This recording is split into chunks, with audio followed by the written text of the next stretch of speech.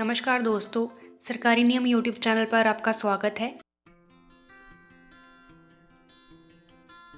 आज की वीडियो में हम दीनदयाल उपाध्याय स्वावलंबन योजना के बारे में आपके साथ इन्फॉर्मेशन शेयर करेंगे।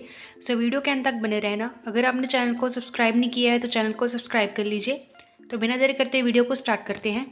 तो सबसे पहले हम जान लेते हैं कि योजना क्या है। ये योजना अरुणाचल प्रदेश सरकार के द्वारा शुरू की गई थी। फाइनेंस, प्लानिंग, इन्वेस्टमेंट डिपार्टमेंट इस योजना के नोडल डिपार्टमेंट है।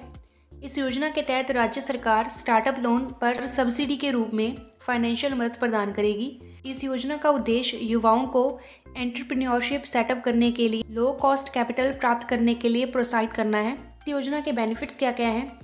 इस योजना के तहत स्मॉल और मीडियम एंटरप्राइज सेट करने के लिए 10 लाख से 1 करोड़ रुपए तक का बैंक लोन प्रदान किया जाएगा। एंटरप्रेन्योर्स के लिए 30% bank ended capital investment subsidy का प्रावधान किया गया है। Women entrepreneur annually 5% additional subsidy लेने के लिए पात्र हैं। उन्हें एनपीएस बनवाने की ज़रूरत नहीं है।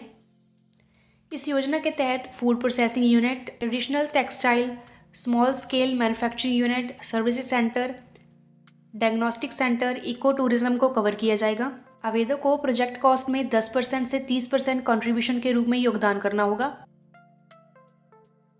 इस योजना के लिए कौन कौन एलिजिबल है?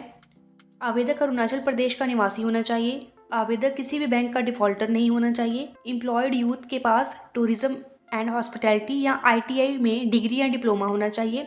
लैंड और बिल्डिंग की लागत को प्रोजेक्ट कॉस्ट से बाहर रखा गया है। इस योजना के लिए अप्लाई करने के लिए कौन कौन से ज़रूरी डॉक्यूमेंट चाहिए?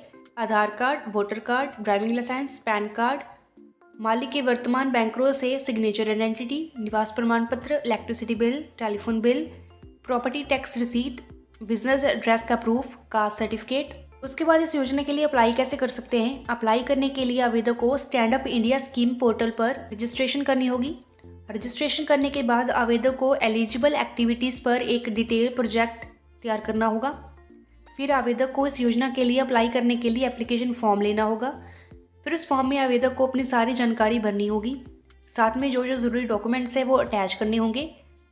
डॉक्यूमेंट अटैच करने के बाद आपको एक बार फिर से ध्यान से फॉर्म को पढ़ लेना है ताकि उसमें कोई भी मिस्टेक ना हो।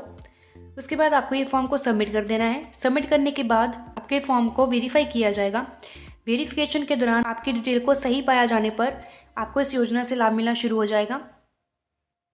तो इस तरह आसानी से आप इस योजना के लिए अप्लाई कर सकते हैं। अगर ये वीडियो आपको अच्छी लगी हो तो इसे लाइक एंड शेयर ज़रूर करें और कमेंट करके हमें बताएं कि आपको इन्फॉर्मेशन कैसी लगी। Thank you for watching this video.